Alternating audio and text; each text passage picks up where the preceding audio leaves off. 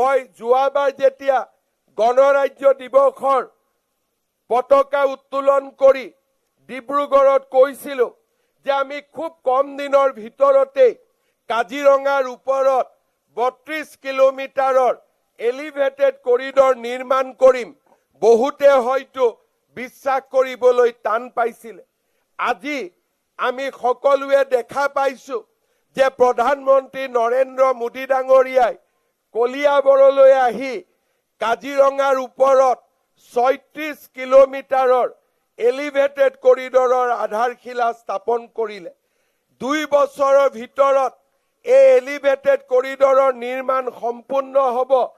এই elevated corridor নিৰ্মাণৰ ফলত ডিব্ৰুগড় আৰু গুৱাহাটীৰ মাজত দূৰত্ব 1 ঘণ্টা সময় কমি যাব। অৰ্থাৎ ডিব্ৰুগড়ৰ পৰা গুৱাহাটীলৈ আমি যেতিয়া ভ্ৰমণ কৰিম, এলিভেটেড কৰিডৰৰ ওপৰেদি গ'লে যাত্ৰাৰ সময় 1 ঘণ্টা কমি যাব আৰু গুৱাহাটী আমাৰ নিচেই ওচৰত আহিব।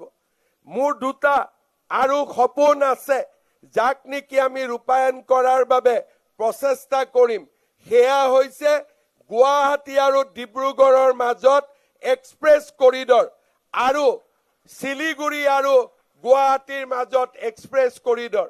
এই দুইটা এক্সপ্ৰেছ কৰিডৰ যদি আমি নিৰ্মাণ কৰিব পাৰো, গুৱাহাটী আৰু ডিব্ৰুগড়ৰ দূৰত্ব 4 ঘণ্টালৈকে কমি যাব। তেনে এক সপোন আগত লৈ আমি আমাৰ কাম আৰম্ভ কৰিছো।